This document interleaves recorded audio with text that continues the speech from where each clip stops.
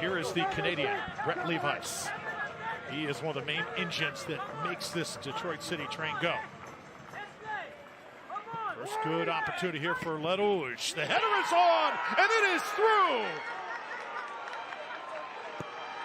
Just past the fingertips of Jordan Farr, and it's Devon Amoo-Mensah lighting up the scoreboard here early. Until he got that injury. So yes, they missed that presence in the box. This one is in.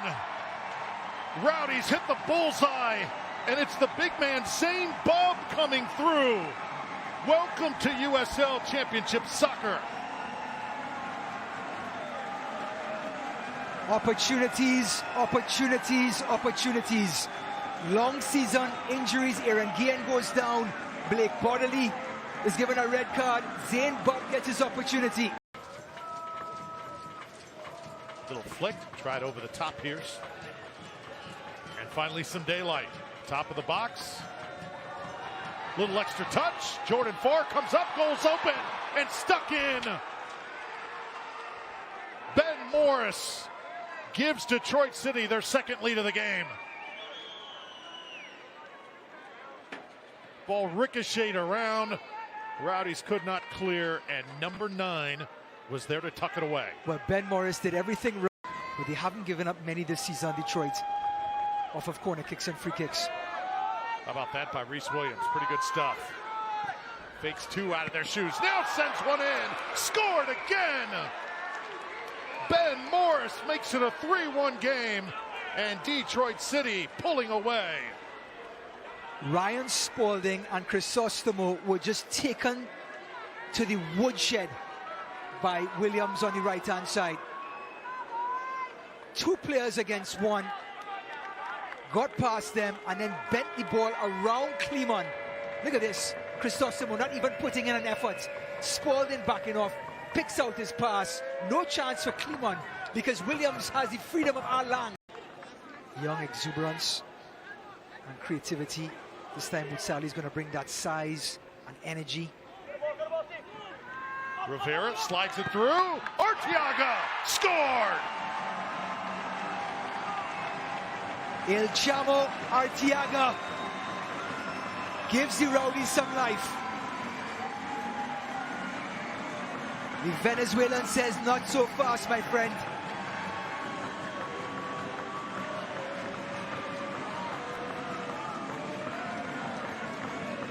It is great to see the effort level. Davila gets it back from Dieng. He's got Winder with him. Davila cuts left, looking to boot, shoots, scores! The same play, except this time Taylor Davila found the back of the net in the 37th minute, and Lou City jumps on top.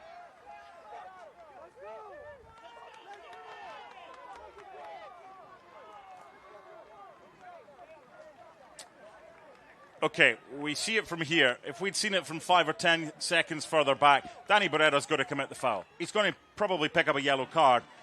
But you've got too many players that are out of the game that have gone forward. Then you don't mark the player who scored the goal. But Danny Barrera's got to make the foul initially. There's Hartford regains possession. Samaria with space. Puts it into the box. Dieng! He scores! How do you do, Mamadou? And we're tied at 1 here in the 48th minute.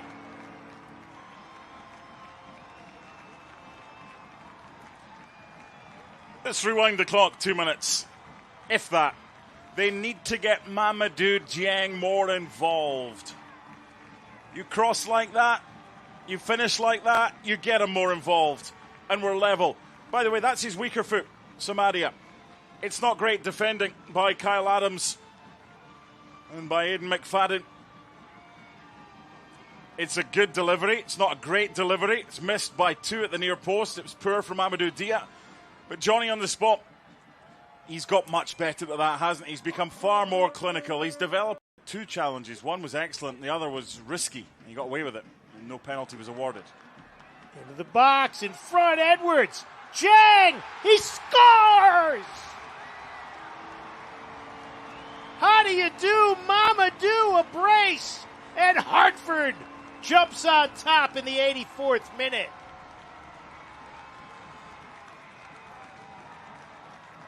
And this crowd on its feet at Trinity Health Stadium.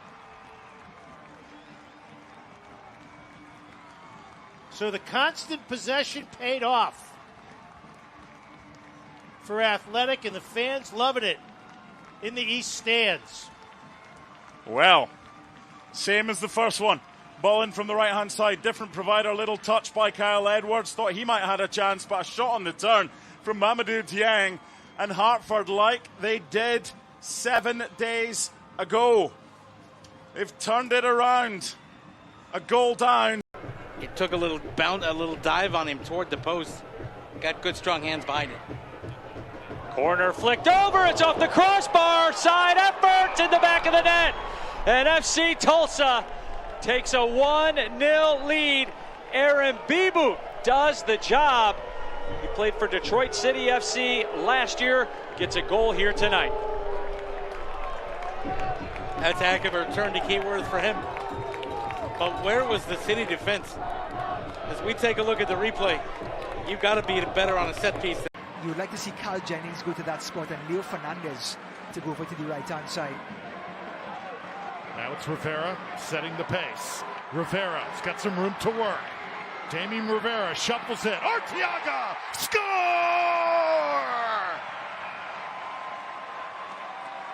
Go get it, Manuel! El Chamo answers the bell again. His second consecutive game, getting the ball in the back of the net. And did I say Rivera was falling out of the game? Well, think again. He took the ball. Circling again. It's Rivera. The 1v1 right back to him. Damián Rivera scored! Oh, what a play!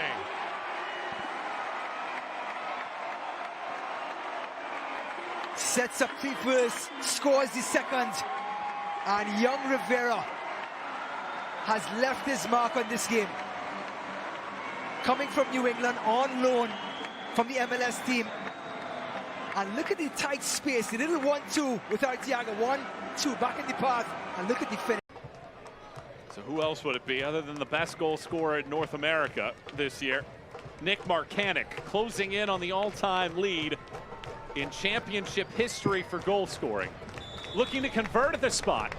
Nick Markanich blasts it past Shuttler. Markanich scores for a 22nd time this year. Battery lead 1-0.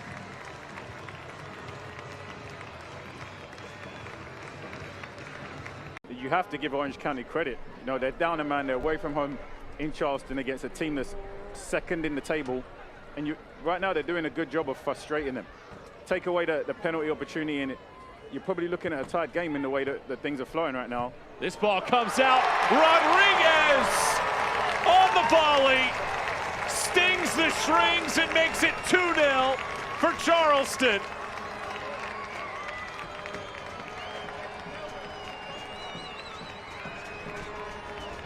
Of course, just when I'm talking about how Orange County frustrating Charleston, Rodríguez pops up at the edge of the box unmarked and hits an absolutely beautiful half volley along the floor into the back of the net.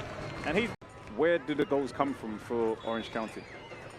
Juan David Torres lofts this ball, back post. Markanich! Spectacular! What an incredible volley that is to torch the threads and make it 3-0. A brace for North America's leading goal scorer.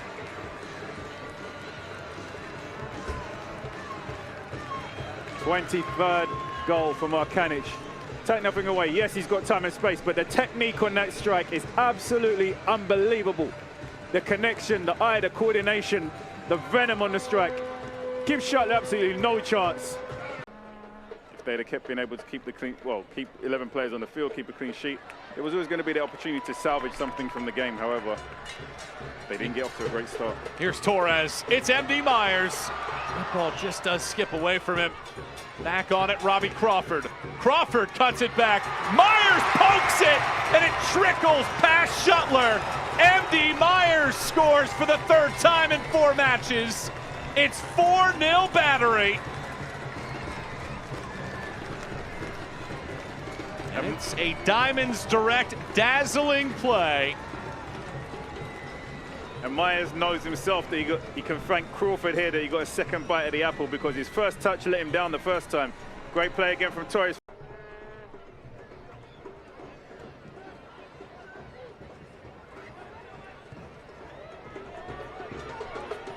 Here's a chase from Ikaza. Emilio Ikaza sprinting. Emilio Ikaza cuts it back. Markanich powers this with a right foot. It ripples the rope, and it's a hat trick for the leader in the USL Championship in goals. His 24th of the season.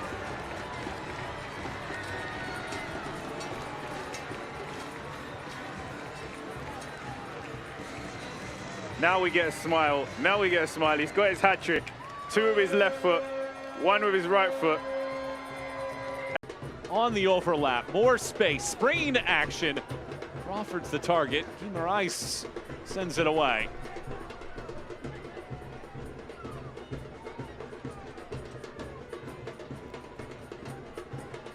Myers holds it up. Torres, no looks. Myers swings it around. Myers toe pokes it in. It's a brace for MD Myers and a 6th goal of the night for the Battery. Scoring for fun this evening.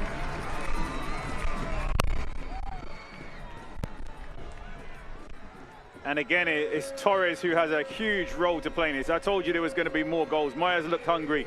He's had a few strikes. Comes into play second in the USL Championship in clean sheets. Only Danny Vitello at Sacramento Republic has notched more. Birmingham tried to counter quickly again, but didn't come off as intended. Now Biassi running forward for the Hounds, seeing if something's on. Perhaps it is. Baboucarr Dien's going to get to that. 1v1 with Crognale for the moment. Kizza across the face of goal scores.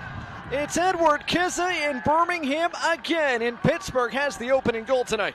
There's that man. We talked about him. He gets himself into good positions. That's a fantastic counter from Pittsburgh.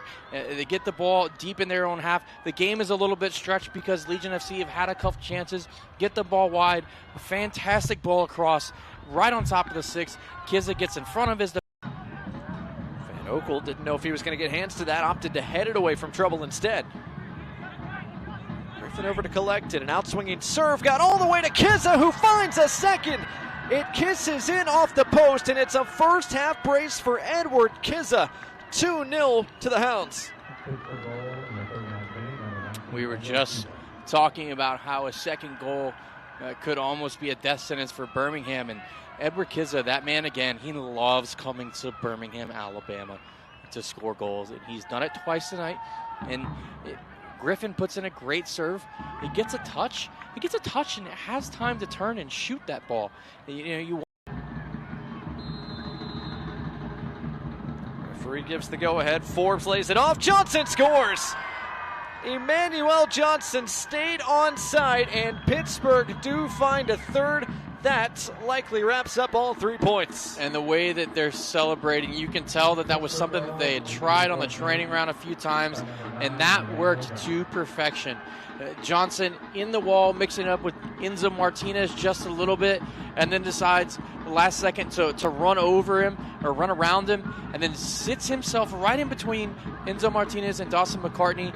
And then Forbes, we had a beautiful view of it up here in the press box. There was a path wide enough to put a semi-truck through almost, and it's just a simple pass and a tap in for Johnson in that situation.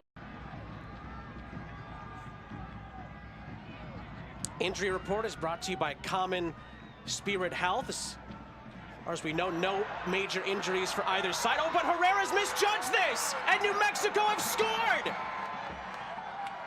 Mukwelle, Akale breaks the deadlock in the 8th minute. New Mexico have the lead in Colorado Springs. It's a gift. Well, that's come from pressure. There's the fans who have traveled a long way for this match, but that's come from pressure. Very impressive early on, New Mexico United. Look at this, forcing Colorado Springs to play back. Mahoney puts the ball in there. It's not a good ball. It puts his goalkeeper in all sorts of trouble, Mahoney. So is it his fault? Is it Christian Herrera's? That's for Memphis, 901 40 times in 2024, but it's been really cagey. The game has been played centrally. Duncan drives one across, headed away only as deep as Armenakas. Armenakas bends it. Oh my! Panos Armenakas, a stunner. And there is that Memphis 901 lethal attack.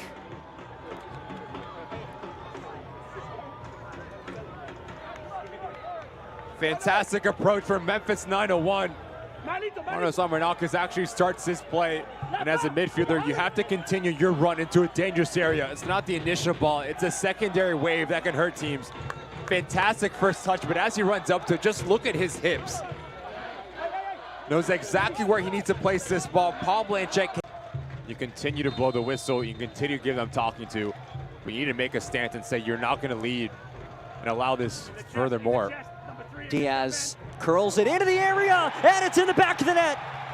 Baboucarr and Njie, his second of the season, and we're level at Pioneer Stadium.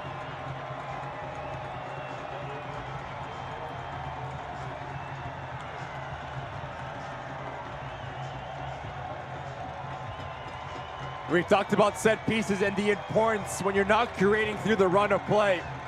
Fantastic way to claw yourself back into the game. The shape for Memo Diaz, and Njie unmarked from 6 yards out. Christian Pinzon down the line for Noel. Noel cuts it in. Noel looking for options. He lays it off. A through pass broken up. There's Romario Williams, and he couldn't get going upfield. JC Ngando!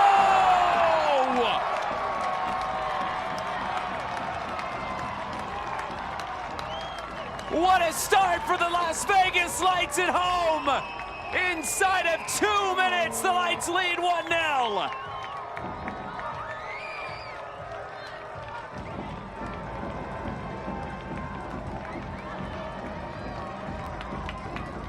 My goodness. We talked about the response, Josh. Where was it? What was it going to be? Dennis Sanchez challenged his group to be lethal in the final third. Decision-making in the final third.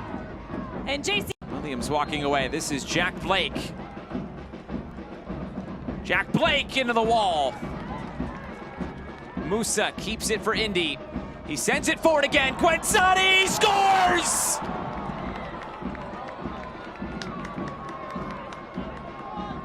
The equalizer for Indy 11. It had been coming, and it's 1-1.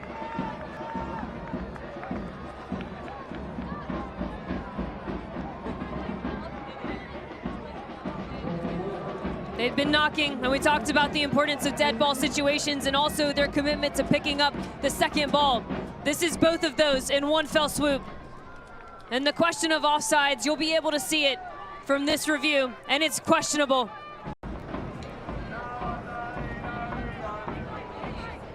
Gonna break lines, quick passing now. Valentin Noel!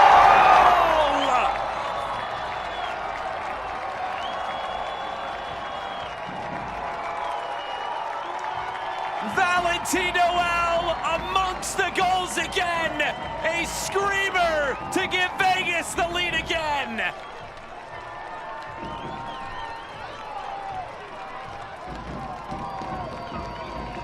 Set it in the open. The more involved Valentin Noel is, the better this Las Vegas team is. And it's that one pass that breaks the line of pressure. And in that moment, the center backs don't have time to step. And you find yourself in a tough situation with Valentin Noel faced up, no one inside of. Over the top, Neidlinger tries to cut it back. It was broken up. He gets back on it, and here's Jack Blake. Going for the curler! Elliot Collier scores!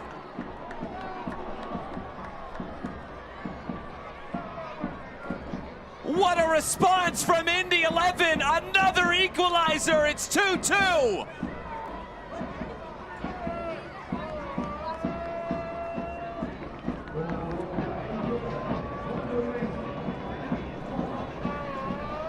That was a pretty simple celebration for arguably the best goal we've seen all night. And Indy 11, I've said it once, I'll say it again, they can punish you in a matter of 3 passes. They finally get this one down into the wide areas on the left hand. For Elliot Collier, goal number 4 of the season and his first since mid-July against Loudoun.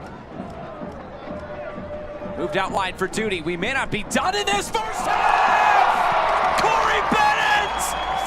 3-2!